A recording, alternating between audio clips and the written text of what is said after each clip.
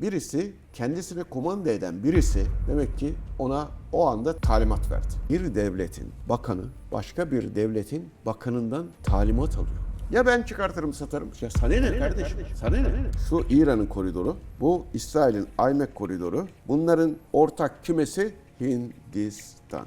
İsrail'in bir projesi var. Yayınlarda çok da çağrısını yapmışlar. Çok da çağrısını yaptık. Ovaköy dedik. Bölgenin refah açısından da son derece önemlidir. GZT Haber Merkezi'nden herkese merhabalar. Topkapı Üniversitesi öğretim üyesi Amiral Cihat Yaycı haritanın başında birlikteyiz. Amiralim hoş geldiniz. Hoş bulduk. Bugün aslında yeni bir gündemimiz var. Bir harita var ama bir de görüntü var. Çok da konuşulan üzerine. Türkiye ile Irak arasında imzalama aşamasında anlaşmaların Iraklı Ulaştırma Bakanı'nın anlaşmayı imzalamaması, sonrasında aslında imzalaması üzerine. Görüntüleri de buraya koyarız ama neden imzalamadı bu bakan? Anlaşmanın önemi neydi? Buradan harita üzerinden başlayabiliriz. Programa başlamadan önce küçük bir hatırlatma. Bu kanalda konuştuğumuz birçok konu aylar sonra gündem oldu. Kıbrıs dedik oldu, Suriye dedik oldu, İran dedik oldu. Şimdi yeni bir dosya açıyoruz ve birkaç ay sonra yine dönüp bu videoya bakacağız. Eğer o gün geldiğinde bunu ilk gazetede söylemişlerdi demek istiyorsanız şimdi gazeteye abone olun. Çünkü biz sadece haberleri konuşmuyoruz. Haber olmadan önceki gelişmeleri, haritadaki sessiz değişimleri konuşuyoruz. Hazırsanız başlayalım. Anlaşma bir kere çok önemli. Ona değineceğiz ama şimdi ortada bir resim var. Resim çok kötü. Hangi resim? Biliyorsunuz bu anlaşmalar pat diye çıkmıyor ortaya. Ve anlaşmalar pat diye çıkmıyor. Çok uzun süre çalışıyorlar. En sonunda devletlerin başkanları ya da başbakanları en üst düzeyde bu anlaşmaların imzalanmasını nezaret ediyorlar. Ya kendileri imzalıyorlar ya da bakanlarına imzalatıyorlar. Bütün diplomatik işler tamamlanıyor, bütün görüşmeler tamamlanıyor, anlaşma metinleri üzerinde mutabık kalınıyor. Aylarca belki senelerce süren çalışmalardan sonra ve tamam artık imzalıyoruz, herkes geldi, tören yapıyoruz şimdi. Tören yapılırken adam Ulaştırma Bakanı diyor ki ben imzalamıyorum. Şimdi inanılır gibi değil yani. Ulaştırma Bakanı diyor ki ben imzalamıyorum. Bir, ben hükümet otoritesini tanımıyorum. İki, ben imzalamıyorum. Bu çalışmaları da tanımıyorum. Yapılmış hiçbir şeyi de tanımıyorum. İmzalamıyorum. Şimdi bunu ya önceden planlamış olması lazım. Öyle şu oldu. Ki önceden planladıysa sonra Irak Başbakanı tekrar gidiyor, kızıyor. Masaya tekrar oturtuyor, imzalatıyor. Eğer önceden planlı olmuş olsaydı bu, zaten adam gelmezdi oraya imzalamaya. Önceden planlı olmuş olsaydı o Sadabi Ulaştırma Bakanı, önceden planlı olmuş olsaydı tekrar oraya oturup imzalamazdı. Demek ki ani bir gelişme oldu. Birisi, kendisine kumanda eden birisi demek ki ona o anda talimat verdi. Ne olmuş Amiralim? O da şöyle, yabancı medyada da böyle yazıyor. Bizim yurt içi medyasını da yansıdı. Ben de büyük ihtimalle doğrudur diyorum. Ne biliyor musunuz? İran Dışişleri Bakanı Arakçı telefonla arıyor. Tam toplantıdayken o anlaşmayı imzala diyor. Talimatı bir devletin, bakın hep herkese ders olması lazım bu gelişmedir. Bir devletin bakanı başka bir devletin bakanından talimat alıyor. Ya o devletin bakanı mıdır şimdi bu? He? O devletin bakanı mıdır? Arakçı'dan, İran Dışişleri Bakanı'ndan Irak Ulaştırma Bakanı talimat alıyor. Şimdi diyeceksiniz ki niye?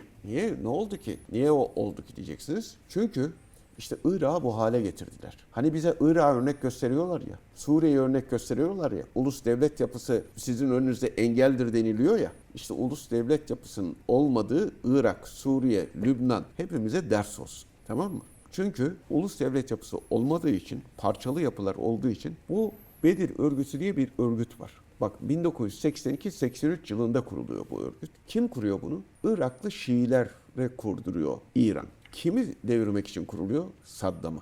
Baas rejimini. Arap milliyetçisi olan rejimlerdi ya, mesela Suriye Arap Cumhuriyeti. Irak'ta öyle. Baas rejiminin olduğu yani bu Arap, yani ulus kimlik. Bunu bozacak. Iraklı Şiileri, ki onlar da Arap, onlara bir örgüt kurduruyor.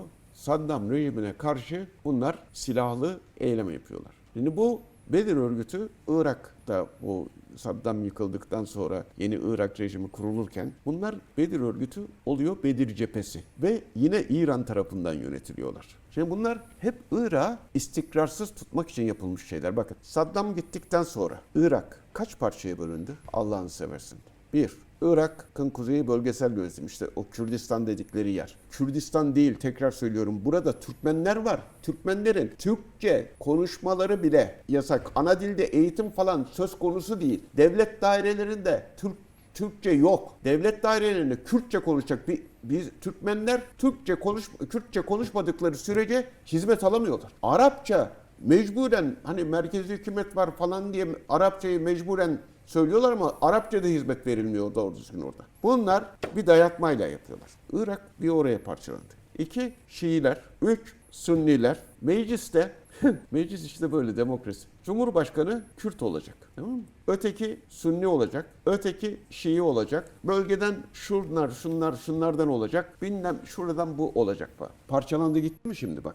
Bedir cephesi de bu Şii kısmında mı? Hala İran'dan talimat alıyor mu? Peki İran'dan bu talimatı aldığı anda niye İran ona bu talimatı veriyor? Evet, bunu açarsak Evet, yani imzalanan anlaşma, masada olan anlaşma Kalkınma Yolu Anlaşması. Kalkınma Yolu Anlaşması şu. Türkiye çok emek sarf etti bu konuda. Irak'la ve Körfez ülkelerinden de ciddi destek alarak. Körfez ülkelerinin de ihtiyacı var. Kuveyt'in de ihtiyacı nasıl var. bir yol haritası var Amerika'nın? Şimdi arkadaşlarında? şöyle, şuradan çıkıyoruz. Şöyle, işte şuradan geçiyoruz.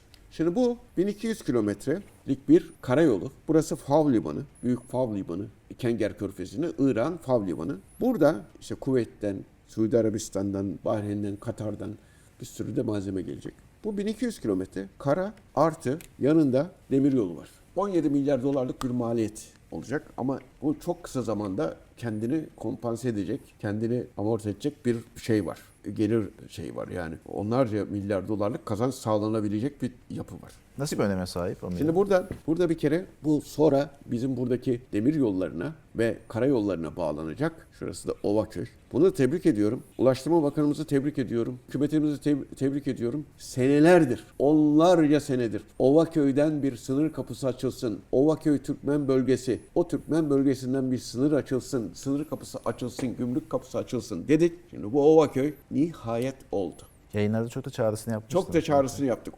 Ovaköy dedik. Yani gerçekten çok memnunuz. Bunu söyleyelim. Şimdi bu Ovaköy'den sonra Türkiye'den Avrupa'ya hem tren yolu hem karayoluyla bunlar mallar gidip gelecekler. Avrupa mallarını buraya böyle gönderecek. Aynı zamanda Körfez ülkeleri de gene mallarını bu yolu kullanarak getirip götürecekler. Şimdi bu bambaşka bir Avrupa'yla Körfez, Kenger Körfezi ülkeleri arasında, Orta Doğu arasında muazzam bir koridor. Şimdi bu İran'ın işine gelmiyor. Evet, yani Arakçı o mesajı neden atmış olabilir? Tabii böyle olursa kendilerinin alternatifi olmuş oluyor. Çünkü kendilerine göre şurada İran'ın işte limanları var. Sabakar var, Bender Abbas var. Ondan sonra işte şurada da gösterelim. İşte İran'ın limanları, Selemçe, Basma şurada var. Bu limanları kullanarak İran uluslararası Kuzey-Güney Ulaştırma Koridoru diye bir projesi var İran'ın. O İran'ın projesi şu. Hindistan'dan başlıyor. Bak şimdi çok enteresan bir şey söylüyorum. Kimin eli kimin cebinde? Hindistan'dan başlıyor. Şimdi Hindistan'dan başlıyor. Burada limana geliyor gemiyle. Buradan devam ediyor yukarıya. Ta yukarıda Rusya'ya bağlanıyor. Volgograd'dan buradan Rusya'nın etrafını dolaşıyor. St. Petersburg'a kadar geliyor. St. Petersburg'dan sonra Avrupa'ya gidiyor. Bu Kuzey-Güney koridoru. Yani ona da International North-South Transit Corridor diye bir kısaltması var. Bu İran'ın projesi. Kimle beraber? Hindistan'la ve Rusya ile beraber. Peki bu koridora şimdi alternatif hangisi oldu? Kalkınma yolu. Kalkınma yolu. Şimdi herkes bunu mu tercih eder? Direkt limana gel burada. Limandan direkt karayolu ve tren yoluna bağlan. Ne o St. Petersburg'a gideceksin de orada Kuzey Denizi'nden sonra Avrupa'ya gireceksin. Buradan direkt Avrupa'ya bağlan. Karayoluyla da demir yoluyla da. Bağlandın. Limanlara da bağlanabilirsin buradan. Onun için bu önemli. 2. İsrail'in bir projesi var. İsrail'in projesi de yine India, Middle East, Europe koridor. Yani Hindistan, Orta Doğu, Avrupa koridoru. IMEC diye geçiyor. O da yine geliyor. Onlar da Birleşik Arap Emirlikleri hemen. Birleşik Arap Emirlikleri, Suudi Arabistan ve İsrail'den Hayfa Limanı'ndan Avrupa'ya bağlanma. İki alternatifte de Hindistan'ın olması hem İsrail'le işbirliği hem İran'la işbirliği, iki düşmanın aslında. Tabii. Yani şu İran'ın koridoru, bu İsrail'in IMEC koridoru. Bunların ortak kümesi Hindistan. Şimdi bakın İran'ın kuzey-güney koridoru İsrail'in IMEC koridoruna alternatif değil. Dikkat ediyor musunuz? O Rusya ile bağlıyor. Bu hiç çakışmıyorlar birbirleriyle. Ama her ikisinin de ortak noktası Hindistan. Hadi buyur. Hadi buyur. Şimdi bunu nasıl izah edecekler? Değil mi? Hindistan Pakistan'ın hasmı, değil mi?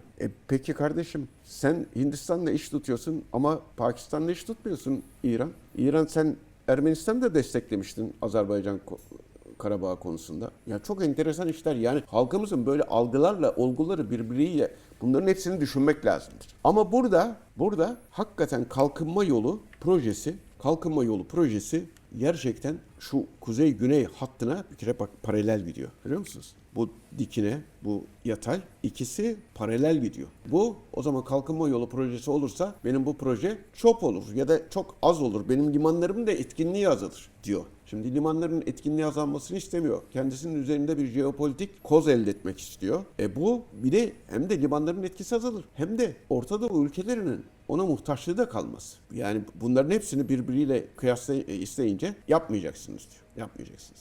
Şimdi peki bu kalkınma yolu konusunda gerçekten bu bölgenin de istikrarsızlaşmaması lazım. Onun için İran'ın Erbil'e, Süleymaniye saldırılarını da bu bağlamda tekrar düşünmek lazımdır. Evet, aslında bunu tam açacaktım ama dedim. Evet. Hem bu hattın güvenliği nasıl alınacak o bölgede hem de aslında son dönemdeki saldırılar tam da bu rotaya biraz da denk geliyor. İran'ın bölgeye yönelik saldırıları. Nasıl yönelebiliriz? Tabii burada Irak merkezi yönetiminin bir kere bu koridorun güvenliğini sağlaması lazımdır. Bu koridorun güvenliğini tutup da peşmergeye şuna buna vermek doğru bir şey değildir. Çok da kritik bir şey değil. Irak merkezi yönetiminin ki biz anlaşmayı zaten merkezi yönetimle imzaladık. Irak merkezi yönetimidir bizim muhatabımız. Bir de şunu söyleyelim. Bakın halkımız şunu bizim uluslararası ilişkilerde devletler devletlerle ilişki kurarlar. Biz tutup bir özerk bölgeyle anlaşmayı böyle imzalayamayız. Tamam mı? Özerk bölgeden petrol alamayız.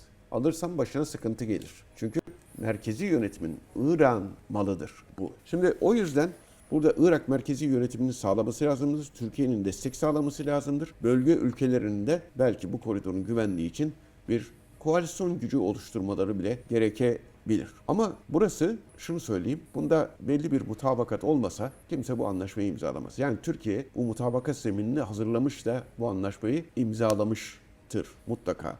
Yani ve çok önemli ikna etmiştir tarafları. Herkesin tabii bu işte menfaati var. Bu sadece kalkınma yoluna da bakmamak lazım. Yani bu adam imzalamadı ama kalkınma yoluna bakmamak lazım. Çünkü kalkınma yolunun yanı sıra Türkiye enerji anlaşmaları imzaladı. Yani Türkiye kimle enerji anlaşmaları imzaladı? Yine Irak'la anlaşmaları imzaladı. Kerkük petrollerinin BP tarafından İngiliz şirketi, British Petroleum şirketi, İngiltere'nin petrol şirketi BP bu Kerkük ve civarındaki buradaki bütün alandaki petrolleri arama, çıkarma, üretme ve satma konusunda ihale aldı. Nasıl potansiyeli var bölgede? Yani bu çok büyük bir potansiyel var. Ve uzun süredir bu petrolü kim çıkartacak, kim satacak konusunda ya bu adamlar işte biliyorsunuz kendilerinin olmayan yere bile dadanan bu Irak Kürdistan'ı denilen bölge, Kerkük Türk bölgesi burası. Her yer onlar için böyle ve başkalarına da yaşam hakkı tanımıyorlar. Şimdi burada hak iddia etmeye kalkıyorlar. Buradaki petrolü de çıkartılıp satılmasına da engel oluyorlardı. Ya ben çıkartırım satarım. Ya sana ne kardeşim? Sana ne? Ondan sonra. Şimdi burada bu petrol, çok zengin petrol yatakları var ve daha şu ana kadar hani bazıları şöyle diyordu. Ya Kerkük'te petrol de çok azaldı falan. Öyle değil. Dünyanın en zengin petrol yataklarından bahsediyoruz hemen hemen. Bu dünyanın en zengin petrol yataklarında rezervler daha keşfedilmemiş rezervler ya da keşfedilip de çıkartılmayan rezervler var. İşte BP onu söyledi. Dedi ki bu keşfedilmemiş rezervlerin yanı sıra keşfedilip de kullanılmayan atıl durumdaki rezervleri de çıkartacağız. Ve aynı zamanda bu petrolün ihracatı için dünya pazarlarına çıkması için biz petrol boru hatları tesis edeceğiz. Petrol boru hatları tesis ederken de sakın bu işleri birbiriyle karıştırmamak lazım. Kerkük'ten Hayfa'ya 1920'de yapılmış bir petrol boru hattı var. Çok atıl durumdaydı. İngilizler 4 sene önce, bak her şey ne kadar değil mi? 5 sene önce bu petrol boru hattını ıslah etmeye, modernize etmeye ve hayata geçirmeye başladı. Hepsi İsrail'e bağlanıyor. Hepsi İsrail'e bağlı. 1920 idi bunlar. Şimdi bizim Kerkük-Ceyhan yumurtalık boru hattımız var. Bu da zaman zaman kullanılan, zaman zaman kullanılmayan, Türkiye'nin bunun içerisinden bir kısım petrolü de alabildiği, bizim de hem de Irak petrollerinin rahatlıkla Türkiye üzerinden sahaya çıkmasını sağlayacak bir petrol boru hattıydı. Fakat şimdi dikkat edin.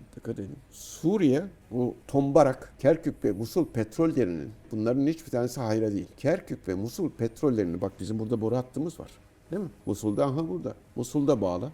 Yanına çek değil mi? Türkiye üzerinden gitsin. Musul ve Kerkük'teki Tombarak'a söylüyorum. Tombarak amca böyle yaptı. Bunu da büyük başarı olarak söyledi. Alkışladı Trump'ta. Çok büyük. Amerika'nın Türkiye Büyükelçisi'nden bahsediyoruz. Ankara Büyükelçisi'nden bahsediyoruz. Türkiye ile alakalı değil. Bu ikisinin boru hattını Suriye'ye bağladı. Bu yeni bir boru hattı projesi geliştirdi. Şimdi bunu bizim gazetelerde bile ya ne güzel bir şey yaptı.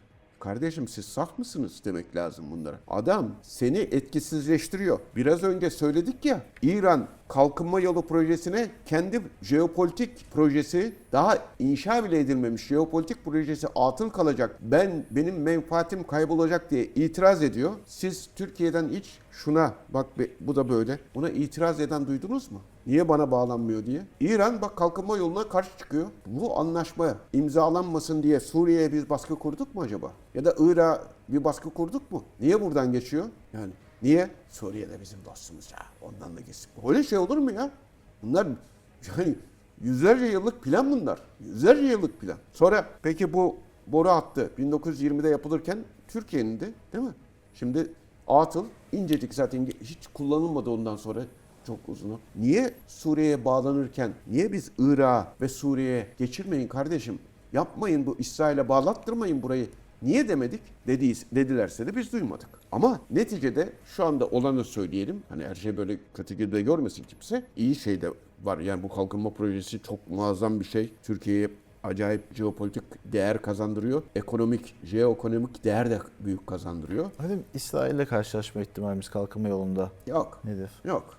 Yok. Yani bir karayolu projesi, demiryolu projesi. İsrail'le karşılaşmayız. Zaten şöyle de düşünmek lazım. Eğer İsrail buna karşı çıkmış olsaydı o zaman bu Irak, Kürdistan denilen bölgedekiler karşı çıkarlardı. Merak etmeyiz. Tamam mı? Ve Amerika da karşı çıkardı. İsrail falan onlara bir rakip falan değil. Öyle bir şey yok. Yani çok basit. Bu işin içerisinde onlara müzahir aktörler var mı? Var. O müzahir aktörler buna karşılar mı? Değil. Onların en çok istediği şey şuydu. Ovaköy'den geçmesin. Ama Türkiye de onu başardı. Ovaköy'den geçirdi. Sonra bu enerji koridoru meselesinde işte bu hem bu BP konsorsiyumu aldı ya bizim bu petrolün %15'ini de TPA aldı. Şimdi bunu. Konsorsiyumda yer verdiler. Türkiye Petrolleri Anonim Ortaklığı'na iyi bir ticaret. İyi bir ticaret. TPA da %15 bu konsorsiyum içerisinde yer alacak. Bu boru hattı hem rehabilite edilecek, modernize edilecek hem de işletilecek. Dolayısıyla bir kısım petrol de buradan akmaya başlayacak. Zaman zaman akıyor, zaman zaman duruyor ama gene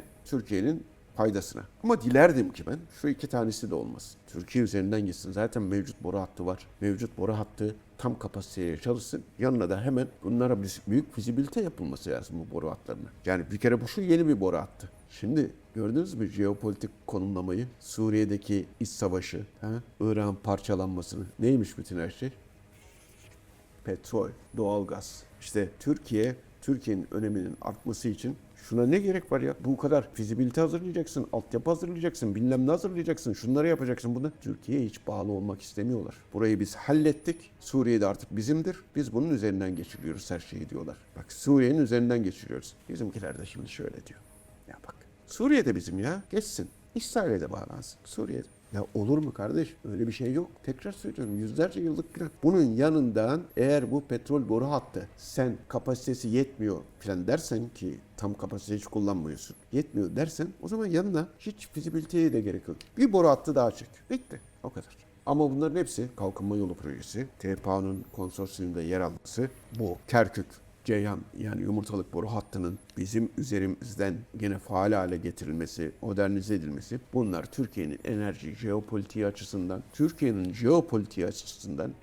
ekonomisi açısından son derece önemlidir. Bölgenin refah açısından da son derece önemlidir. Tekrar söyleyelim, Ovaköy'den açılması da Türkmenlerin ekonomik gücünü geliştirecektir. İlk defa buradan bir sınır kapısı açılmış olacaktır. Hem de en fazla işleyen sınır kapısı olacaktır. Buradan falan daha fazla işleyecektir. Çünkü kalkınma yolu buradan geçiyor olacak. Teşekkürler ederim değerli katkılarınız için. Ben teşekkür ederim. Yayını bu noktaya kadar izleyenler için YZT YouTube kanalına abone olmaları yönünde çağrımızı yapalım.